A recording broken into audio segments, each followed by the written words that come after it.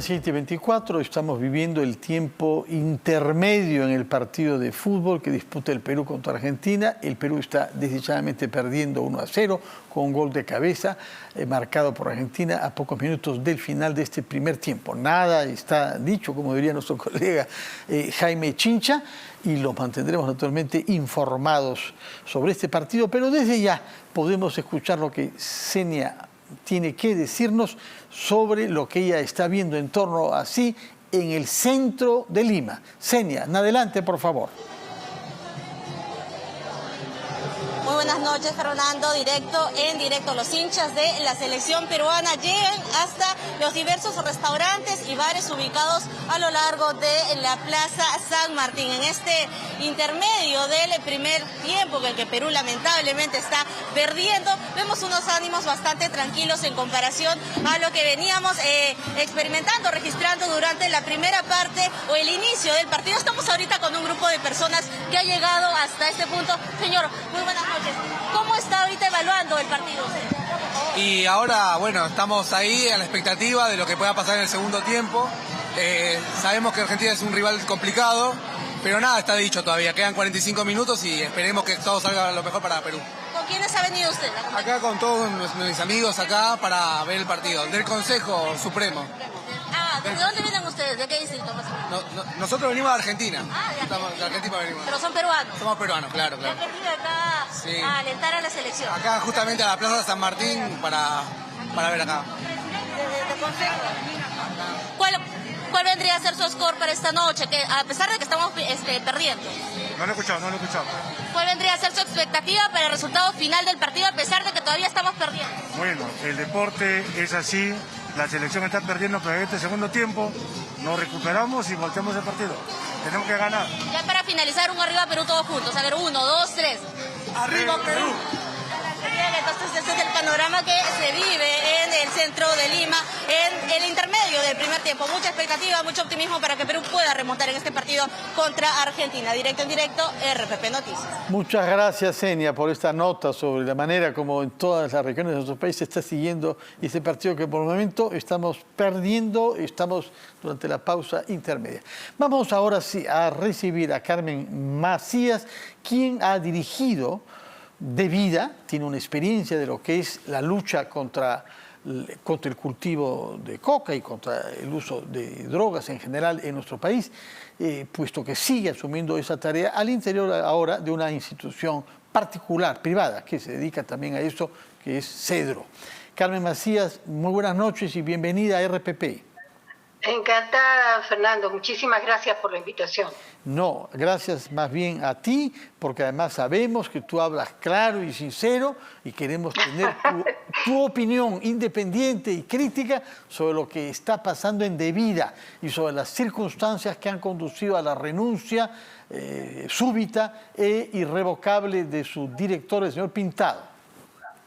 Sí, bueno, es una pena, ¿no?, que se den este tipo de luchas y se den este tipo de vacíos, en realidad, cuando necesitaríamos muchísima energía y muchísimo tiempo para realmente seguir con el proceso de lo que significa la lucha contra las drogas y la estrategia contra las drogas peruanas, ¿no? Entonces, a mí realmente me da pena porque es como retroceder, ¿no?, en muchos años en el tiempo, y perder de alguna manera, porque se está teniendo mucha resiembra de hoja de coca, pero yo creo que lo fundamental acá es el no ingreso al BRAE, ¿no? A mí me pasó, Fernando, y tú has mencionado que yo estuve en Devida, estuve en 2 periodos, sí. Uno con el presidente Ollanta Humala, hasta el 2014, 2012 y 2014, y mi salida fue justamente porque nosotros teníamos todo el plan para entrar al BRAE, y me llamó su primer ministro de esa época y me dijo, el BRAE no va, ¿no? Entonces ahí me invitaron a renunciar. Y luego fui nombrada por el presidente Kuczynski y también sucedió lo mismo, pero ya con Vizcarra, que me invitó a renunciar con su ministro de ese entonces, su primer ministro, porque se iba a entrar al día siguiente al BRAE. O sea, ya se tenía todo un plan organizado. Y lo que empezaron a plantear era la reconversión agrícola con el Ministerio de Agricultura, que en realidad no dio ningún resultado. ¿Mm? Entonces, yo creo que el Braen es digamos, el punto de conflicto, porque el Braen es la región que más hoja de coca tiene y más produce, obviamente, clorhidrato de cocaína. Ahora, del tiempo que estoy hablando de 2014, donde se dejó, después de mi gestión con un excelente equipo, se dejó 42.000 hectáreas de hoja de coca. En el 2015 se incrementó algo de la hoja de coca, ¿no? Pero ya hoy día estamos hablando de 80.000 o más hectáreas de hoja de coca, ¿no? O sea, no es peanuts, ¿no? Entonces, en mi enfoque, en mi, digamos, experiencia que yo tuve en mi vida, que también aprendí muchísimo, me di cuenta, por ejemplo, que erradicación es fundamental junto con desarrollo alternativo y con interdicción. No puede ir interdicción sola, no puede ir tampoco erradicación sola. Entonces, la experiencia nuestra del 2012 al 2014, que fue bastante buena en la reducción de hectareaje de hoja de coca, fue también porque se entró al monzón. O sea, yo negocié con los líderes del monzón. El monzón, Fernando, tenía 78% de pobreza total, o sea, era secuestrado. Gracias a la policía se captura Artemio, porque yo no hubiese podido entrar, claro, si no se hubiese capturado Artemio, y eso es lo que nos dice la relación entre terrorismo y narcotráfico. Sí. Y se entra al monzón erradicando 13.000 hectáreas en el 2013, ¿no? Lo que permite además hacer un desarrollo muy importante que fue productos o sembríos, vamos a decir, de muy corto café, pero sobre todo llevar al Estado, que no había estado en lo absoluto. Entonces se lleva a salud, se lleva a educación, se lleva al MIDIS, etcétera, etcétera, ¿no? Entonces, a mí me demostró que esta acción del Guayaga en el monzón era posible de generalizarla o de aplicarla con, obviamente, variantes en otros lugares. Y es ahí donde se hace el plan para entrar al Braen y se aborta con Ollanta y se aborta con Vizcarra, ¿no? ¿Cómo interpreta usted estos dos abortos? El de Humala, nos dice el año 14, y el de Vizcarra unos años más tarde. ¿Por qué en dos oportunidades no se le permitió a usted, como jefa de vida en ese momento, de aplicar en el Braen la estrategia que había sido aplicada con éxito en el Valle del Monzón? Porque yo creo que los presidentes muchas veces seguían de las cuestiones políticas más que de las cuestiones técnicas y de las evidencias, ¿no? Obviamente entrar al Braen no era una perita en dulce, ¿no es cierto? O sea, había que hacer muchísimas cosas de tipo fuerza, aunque también se dialogaba con los cocaleros y con los campesinos en general, ¿no? Pero yo creo que en ambos casos fue querer cambiar la estrategia y lo que ha sido es algo que no ha resultado realmente, porque si no, no tendríamos hoy día más de 80.000 hectáreas de hoja de coca, ¿no? Usted dice que los presidentes, en esos dos casos, seguramente en otros también, seguían por consideraciones políticas más que técnicas, cuando hay que decidir una política contra la droga. ¿Cuáles son esas actitudes políticas que habían inspirado la oposición a que Devida entre a trabajar al Braen? Yo creo que esta es una percepción, ¿no? No quiere decir que sea 2 más 2, 4, pero me parece que los presidentes en general seguían de las encuestas, seguían de la aprobación popular, ¿no? En lugar de realmente afrontar las cosas que tienen que afrontar. Por ejemplo, mira, Fernando, en los 90, antes, en los 80s y 90, San Martín, la región de San Martín tenía más de 22.000 hectáreas de hoja de coca. Se hizo erradicación, se hizo desarrollo alternativo. USAID, Alemania entraron también con un enorme apoyo y la última medición en San Martín era más o menos de 4.000 hectáreas de hoja de coca. de 22.000, entonces sí se puede cuando se hace con honestidad, con ética, cuando se hace de manera técnica. Cuando entramos, por ejemplo, al Monzón, vuelvo al Monzón, al Guayaga, no es que se iba y regresaba uno, sino que se dejaban equipos permanentes. No era tomarse la foto, sino era equipos que daban asistencia técnica, se llevaba semillas, bueno, etcétera, etcétera, ¿no? Entonces, sí se puede si es que hay voluntad política, ¿no? De acuerdo. Permítame, Carmen Macías, hacer una breve pausa, después de la cual quisiera que regresáramos al tema de la coyuntura. ¿Qué ha pasado para que el ministro del Interior arremeta de esa manera contra Devida, acusándola de ser una institución corrupta y denunciando que recibe dinero de los Estados Unidos que no se aprovecha bien?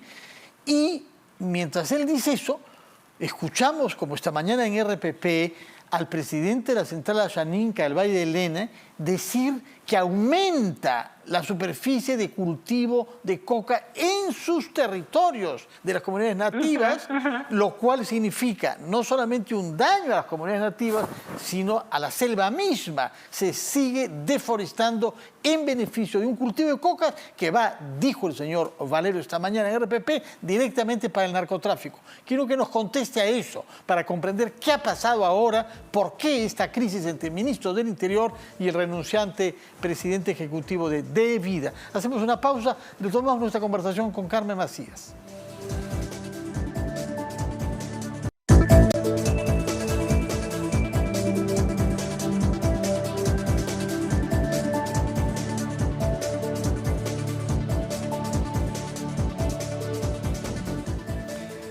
Estamos conversando con Carmen Macías, que en dos oportunidades, bajo dos presidentes diferentes, ha sido presidenta de Devida, y se le había planteado la pregunta de qué es lo que ha pasado para que el ministro del Interior, el señor Barranzuela, denuncie de esa manera la acción de Devida, acusándola de ser corrupta e ineficaz.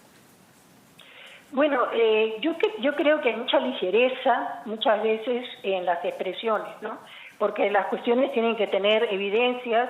Todos los que pasamos por organismos públicos tenemos auditorías. Yo salí absolutamente limpia, ¿no?, de Devida. Entonces yo no creo que se puedan lanzar ese tipo de acusaciones.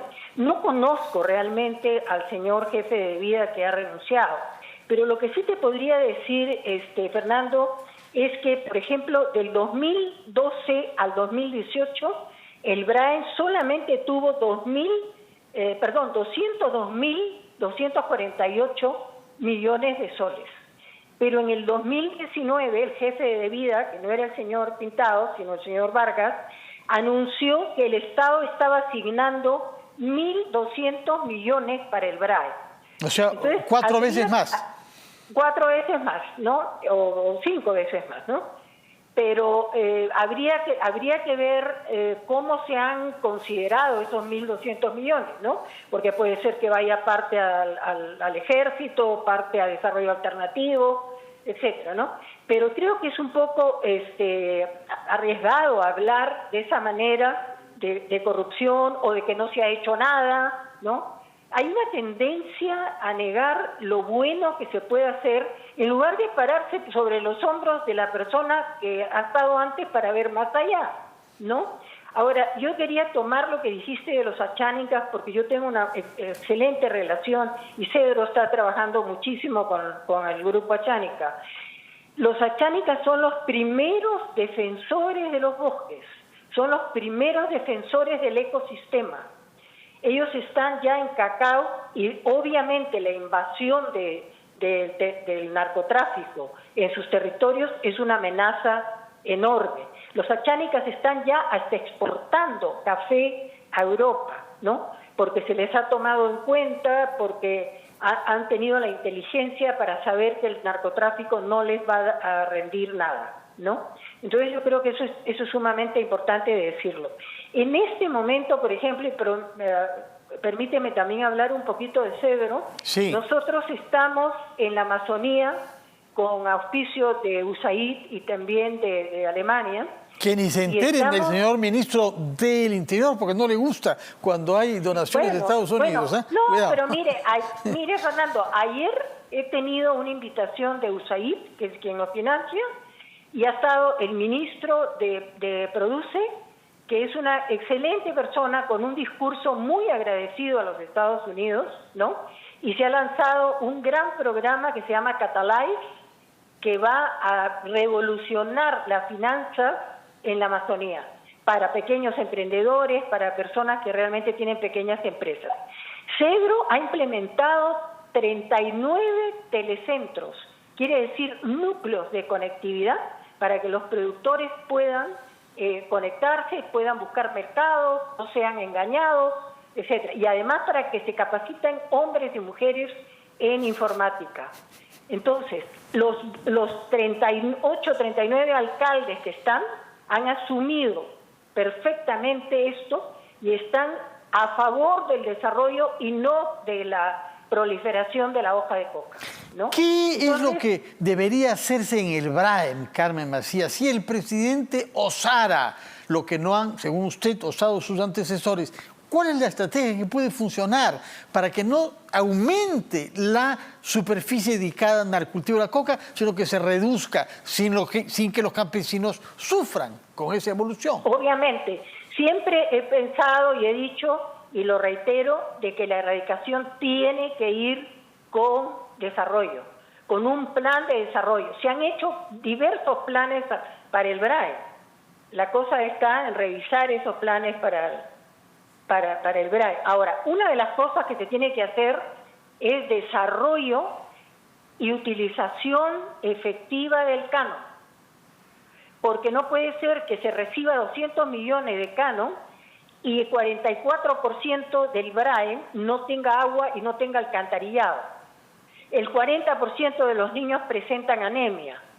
Entonces, la lucha contra las drogas no puede estar aislada de un desarrollo integral con los sectores de agricultura, de educación, de salud, del MIDIS, etcétera, etcétera. No podemos decir que se lucha contra las drogas solamente de manera represiva. Eso no funciona. Claro que sí. ¿No? Carmen Macías, muchas gracias. Tomamos nota entonces de su experiencia como jefa de Vida en Dos Oportunidades y su reproche a la ligereza con la que se puede hablar a los más altos niveles del Estado para desacreditar a otros funcionarios y otras instituciones sin pruebas ni argumentos, porque en este caso no hay nada que la Contraloría haya reprochado a la gestión del señor Pintado, que ha renunciado en protesta por lo que el ministro del Interior dijo sobre De Vida. Muchas gracias y muy buenas noches para usted, Carmen Macías. Mil gracias, Fernando. Buenas noches. Buenas noches. Vamos a hacer una pausa, después de la cual regresaremos a nuestro programa, esta vez para entrevistar al abogado Luis Pacheco Mandujano, quien quiere replicar algunas de las cosas que he escuchado en un programa acá, formuladas por el abogado Roberto Pereira, a propósito de un contencioso que hay en torno a un reportaje sobre el Sodalicium y una asociación inmobiliaria vinculada a él de alguna manera, que ha actuado en Piura y que ha sido objeto de un reportaje en la cadena internacional catarí Al Jazeera. Recibiremos al doctor Pacheco después de una breve pausa.